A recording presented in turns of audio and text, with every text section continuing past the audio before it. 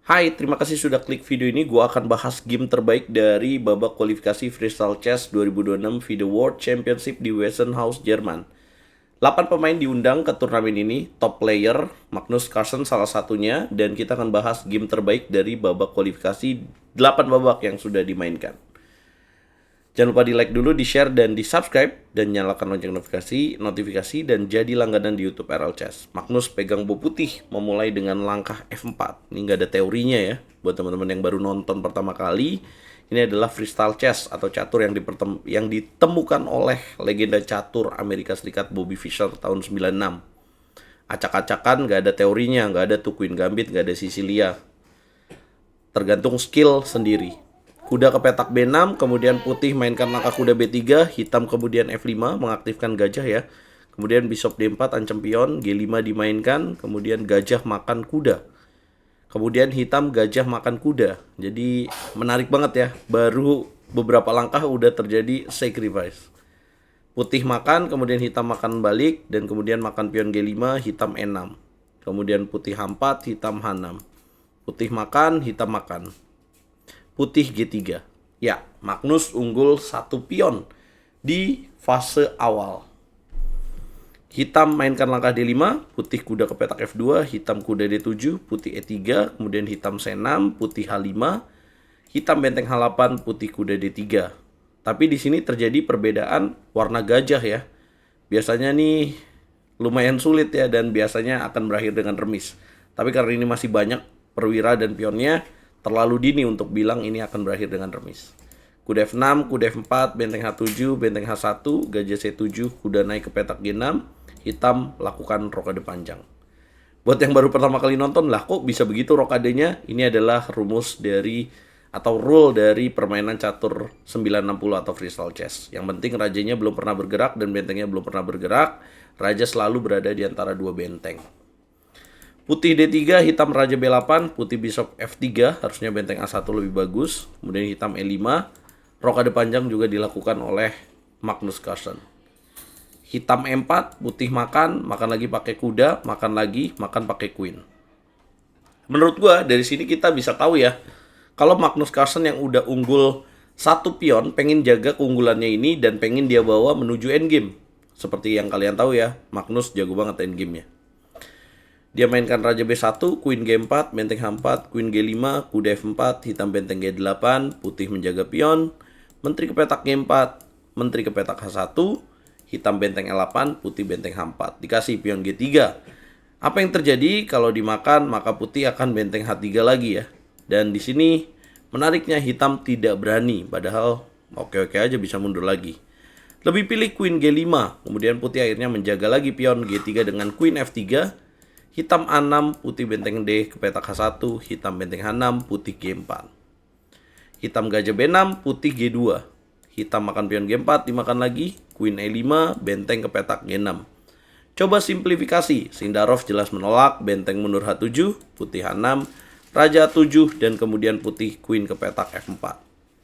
Sindarov menyeimbangkan posisi dengan gajah makan pion E3.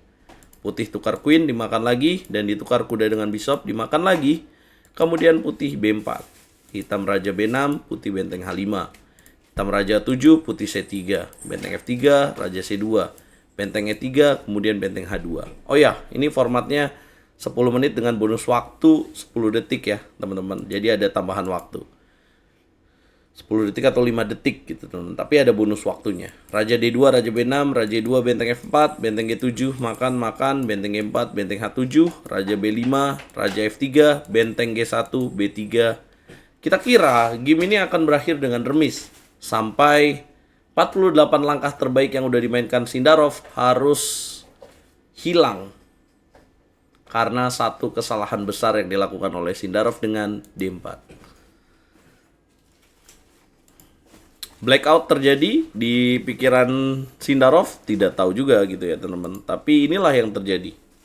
Saya tidak menyangka kalau Sindarov bisa lupa kalau putih di sini bisa melakukan apa. Coba tebak.